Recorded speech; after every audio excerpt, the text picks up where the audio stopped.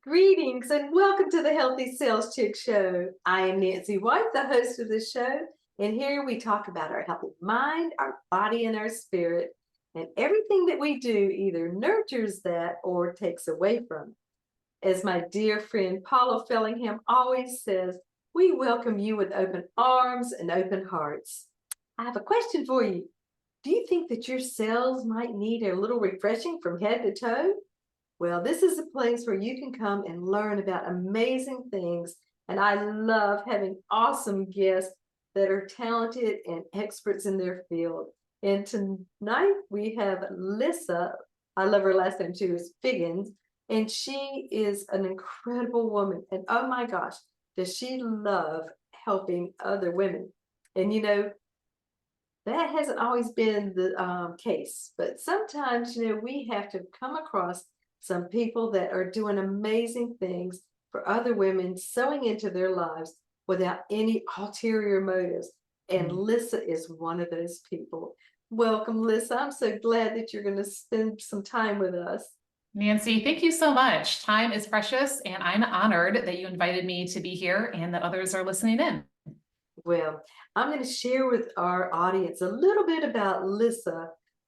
She is a Christian time steward coach, and well, it's really stewardship.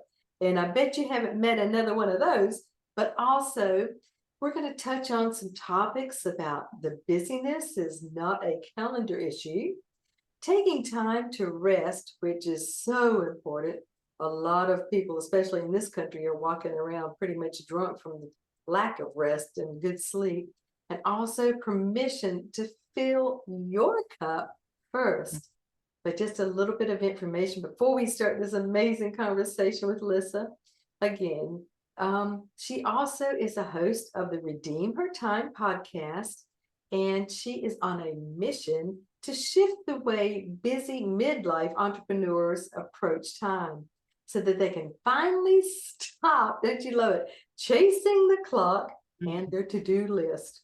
And so we're going to learn some incredible tips from her. But after 25 years of just leading, teaching, and coaching Christian women, Lissa discovered why women feel like there's never enough time, even after organizing their tasks and time blocking. We've all heard about time blocking their day.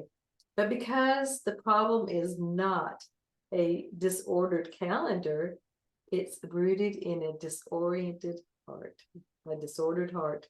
But in this season of midlife, Lissa invests her time in what matters most, a deepening faith walk, an empty nest family, but she still keeps very much active with her family. She has intentional friendships, which is really important for all of us, and a growing business. Yes, we want business to continue to grow. Generous living, and boy, is that a hard attitude. She is kindled passions and welcoming, and has a very welcoming home. She always opens her doors, and just a really great gift of hospitality we need to continue to pass on. But she even has time for taking care of herself and prioritizing rest. And more than anything, she loves, again, helping women to discover you have time. So, Lissa, what was it that has brought you through your journey of life to this time right now where you were sewing in to so many other women? I wish I could say I had it all figured out and did it the right way from the very beginning, but how often is that not our story, right? God often redeems the mistakes we make, the ways that we try and fail over and over again. And I wish I had someone that was asking me a question about how my time was affecting my mind, body, spirit, when you talk about these three things, because I've always been a doer. I've always been a planner, an organizer, a let's get things done girl. So whether it was when I was in school or when I was teaching, in my marriage, being a military spouse, in my parenting, homeschooling, leading in, churches and ministries and business, I was just always filling with something. And of course, I thought multitasking to the max was the answer, and I was going to fill every moment with something productive. And I would even, get this, I would even put things on my to-do list that I already did for the satisfaction of checking that box. Don't tell me I'm alone, because I know there are other people who are like, oh, I did that, check, right? But ultimately I was really missing out, on what was happening. And so what happened though, was I just kept pushing through the signs that my body was giving me that something was wrong until it finally caught up with me. And what happened was I realized I'd had this sensation of a ball in my throat for over a year and a half. And so at first I just kind of ignored it. I figured maybe I wasn't chewing my food right. Maybe I just wasn't swallowing well, drinking enough, kind of just ignored it. But after it went on for a good chunk of time, and I realized it wasn't just a ball in my throat, it was often like this knot in my stomach, I probably need to go get things checked out. And so I promised my friends I would go and do that. And after the doctor looked at all the physical reasons that could be causing something like that and scoping everything, he sat me down. You'll love this. He sat me down and he looked me in the eye and he said, Lissa, there is nothing physically wrong with you. You have what's called hystericus globus.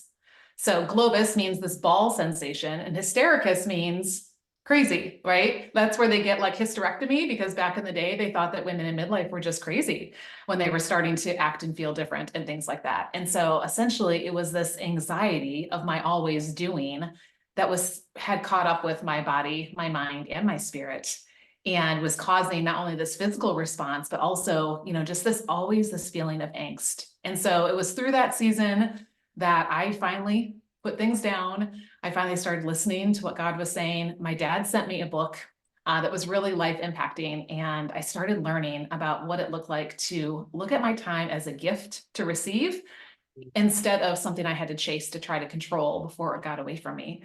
And yeah, that really changed a lot of things for me and started me on this trajectory. And the more I looked around, I saw a lot of busy women out there that we wear busy like a badge of honor. And we paste this smile on our face when someone at church says, "How are you?" And we're like, "Oh, just staying busy." But I really don't think that's the life, the full life that God is offering us. It more feels like, the thief coming to steal, kill, and destroy, because we're not fully present when we're living like that. And so my heart is really to come alongside women like me who are wearing a lot of hats, taking a lot of roles, want to be faithful with the gifts and abilities and roles and responsibilities God has given them, and only have 24 hours in a day, plus needing to sleep at least 6 to 8 of them, right, to figure out how to do all that. I love that you said it is a gift. And it is every single morning when I wake up and I put my feet on the floor and I go, "Yay, Lord, I'm back. What do we get to do today?" And just, I'm going to watch for my miracle. But again, just like you said, you are learning great ways to order that time and prioritize too. And so, we're going to just check and talk about a couple of things, as far as a calendar. It's not the issue in the busyness, when you're talking with women, especially, and people love, I mean, they have to keep a calendar to stay organized. I mean, we keep our electronic brain in our hand all the time, pretty much. But, as far as when you're raising a family and you're doing things, there is a place for that calendar to keep, appointments to remind you about some things. But what do you say to women? Where's that line? Where's that fine line? Yeah, that's a great question, because there is a lot of value in our calendar, in our to-do lists, in using those time management tools. But I think the real issue doesn't come with the organization of the calendar, because I was super organized with my calendar. I had everything to a T, and everything had its spot and all of that. And yet I still had this overwhelmed feeling like I wasn't doing enough and I was always behind and there wasn't enough time. And so what I've really discovered is, like you said, we all have 24 hours, right, that we are given this gift of. And so it's really not a matter of how much time I have, but we tend to look at the lack. We tend to look at what I don't think I have. And then, I mean, it's, interesting how we take that thought captive. You look at a thought that's repeating in your head of, "Oh, I never have enough time. If only I had time, when I have time." And we're just always asking, "What time is it?" And then we're, checking the calendar to figure out where we're supposed to be and running to catch up to get to that appointment or to do that task or things like that.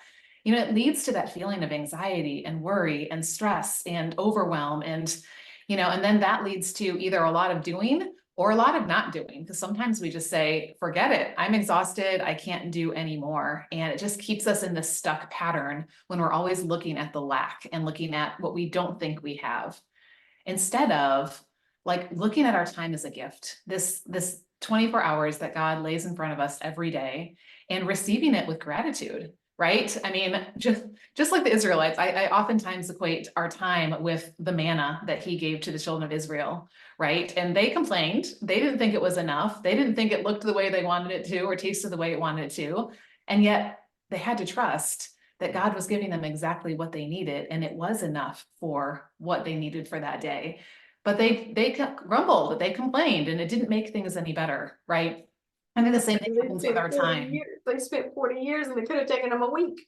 Exactly, right? Yeah. And so we waste a lot of time complaining about the fact that we don't have time. Instead of just saying, wow, look at the time I have today, right? Now with open hands, how can I steward this? How can I use this in a way that's going to bring something bigger than I am, rather than feeling like I'm always trying to rein it in and control it and chase it because there's never enough. And so I really think it starts in the heart. And then when we get our heart in the right place, believing we have time and it's been given to us as a gift to steward for bigger purposes, now you can pick up the time management tools and they will help you to put that time where it needs to be. But when we come at those time management tools with, I don't have enough time, it just feels like one car running into the next on, during traffic hour nearby a big city, and just it's a huge pileup. And yeah, that starts affecting everything in our body, mind, spirit. Yes, and that peace that passes any understanding, when you can go through your day and you can look back and see all those things that you did accomplish and you did get done. I'm amazed sometimes, like within just 30 minutes, I've gotten like 4 different business things done. I'm sitting there going, well, that was good. And that, that was on your list. But God is such a redeemer of time too, Lisa. Yeah. And so I think, starting out, so with that piece, and I've also gotten even better. Even at 71, I'm always going to keep learning. That's why I was so excited to be with you this evening, because I want to learn some of the things that you are also have uncovered and discovered for yourself and others. But I have been able to, I call it bless and release. So when things do not line up, I'm not going to try to kick the door down, kick it open, or whatever, just because it was on my list or it was supposed to be done. And so I can be peaceful when some things I have to adjust. Sometimes I've even had to change appointments sometimes because of life. And you can do it either kicking and screaming, or you can be peaceful about it.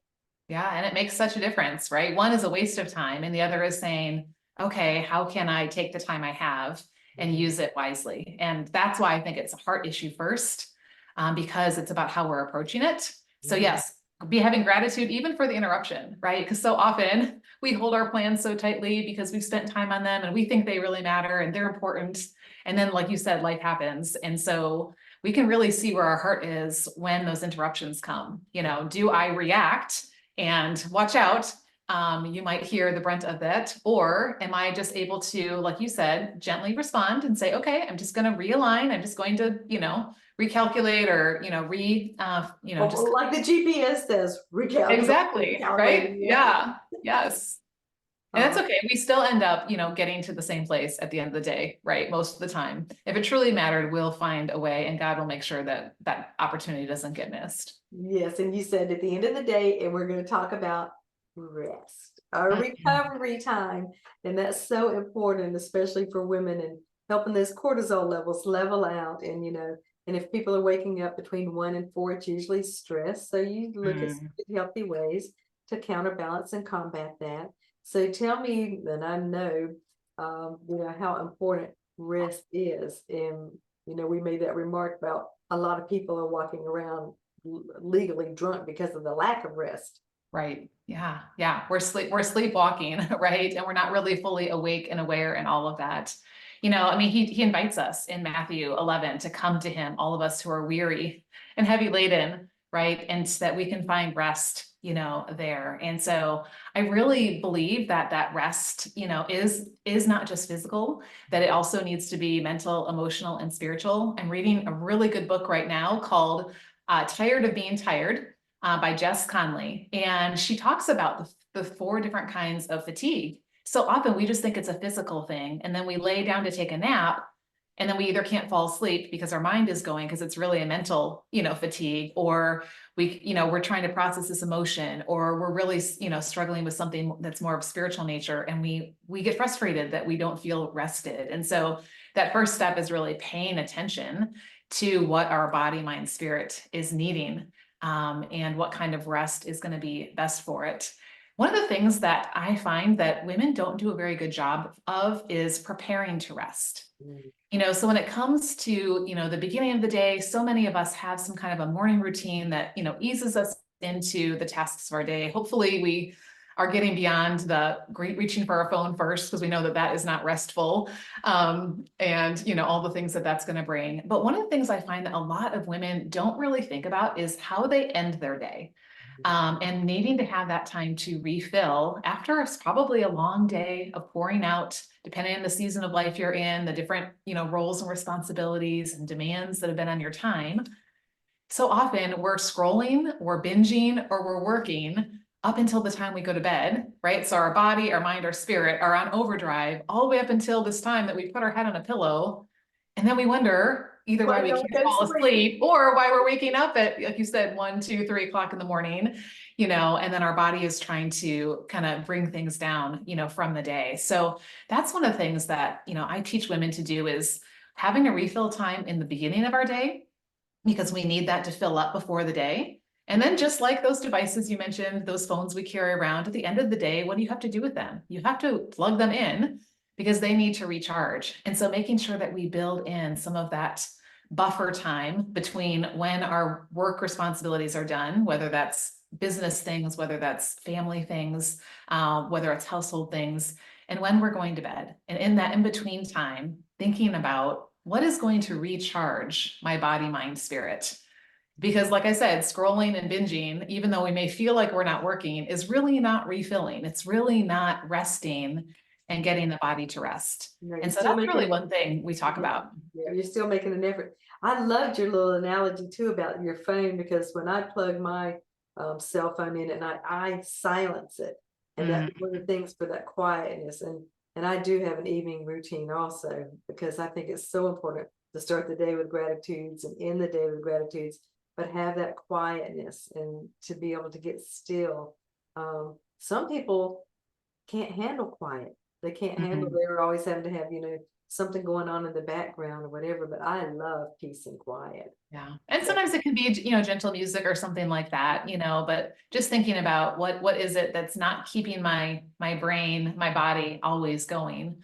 And the yeah. other thing around rest too is, I think so often, especially as women, we feel like it's a reward for the work well done in the week, right? So I'm working, working for the weekend so I can get my reward and get my rest, or it's something we earn by getting our work done. And so if I haven't finished even the things on my to-do list from that day, or even the things I had planned, in my planner for the day, then I can't rest until they're done. And I was there for a really long time, because I didn't like going to bed without things that were completed, and, and having those unchecked boxes and things like that. But it's really interesting when we look at how God set up rest, right? Like Sabbath is the first day of the week. So it's not something that they earned.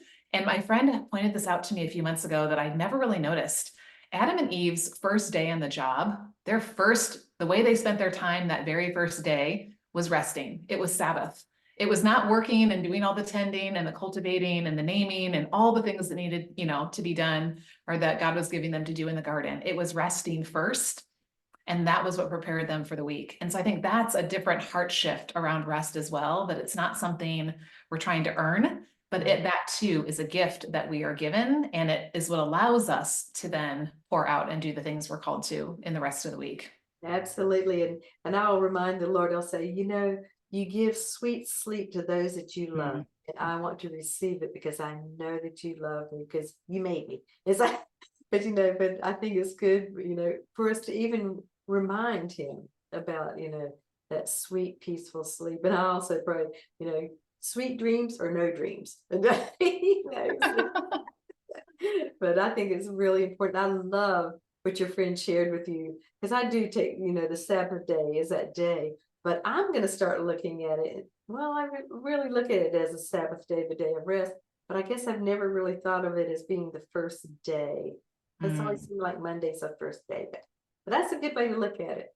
Yeah, yeah. And instead of like, I think too, sometimes we think I don't have time to rest, because there's always someone or something that needs our attention. And eventually, just like your phone, if you keep running it all day long and don't plug it in, eventually you're going to be in the middle of a call or trying to send something really important, and it's gonna die on you. And so just remembering that for a season, we might be able to, kind of maybe push a little bit of boundaries when it comes to our bodies and things like that for specific needs, but that's not sustainable. Seasons are just that, for seasons, right? And God's created us to need that rest. And it actually will give us more time in our day and in our week when we take the time to rest rather than when we try to push through, just make things happen.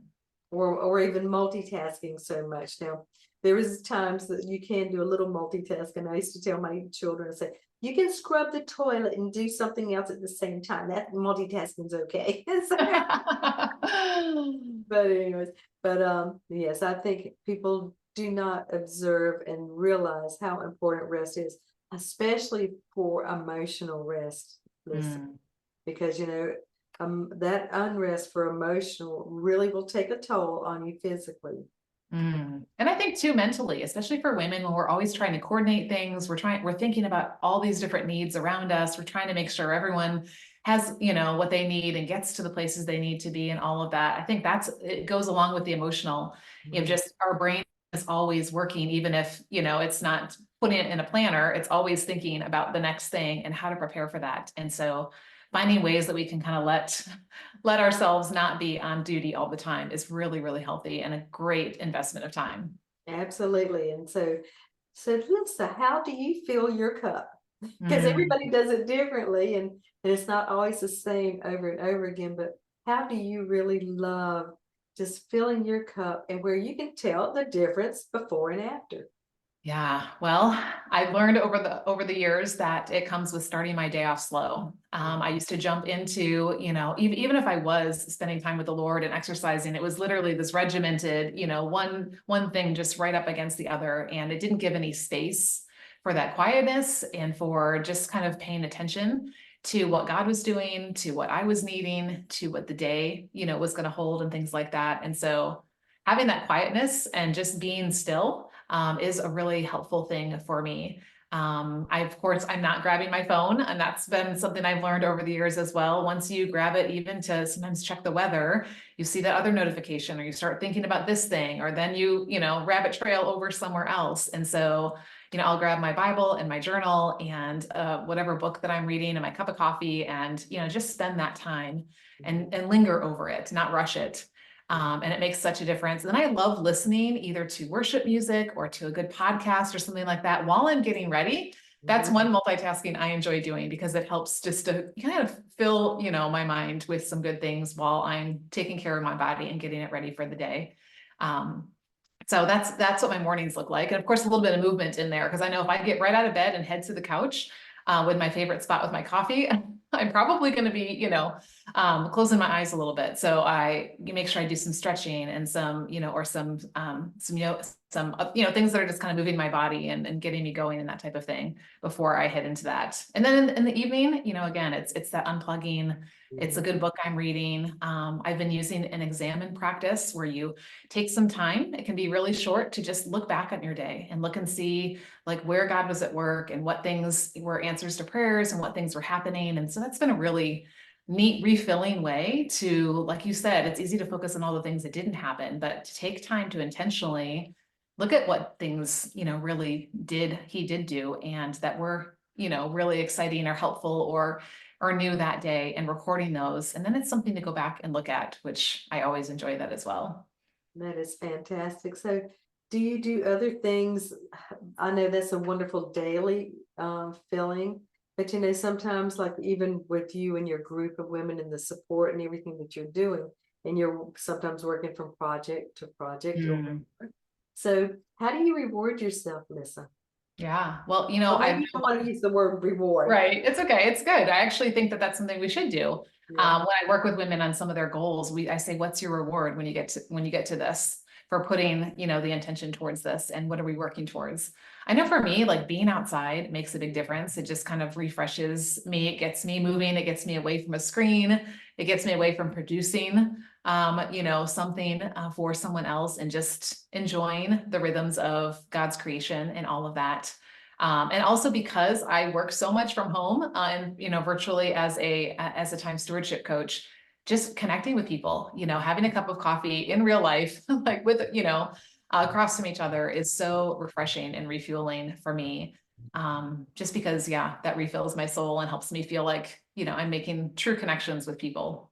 Absolutely. And there is really such value when you were talking about, getting together with somebody that is that sows into your life in a good positive way, and then touch Lissa, because sometimes just even that little touch on the shoulder, the back, or women are huggers, but how important that is as far as physically, mentally, and emotionally, that is refueling and filling you up also.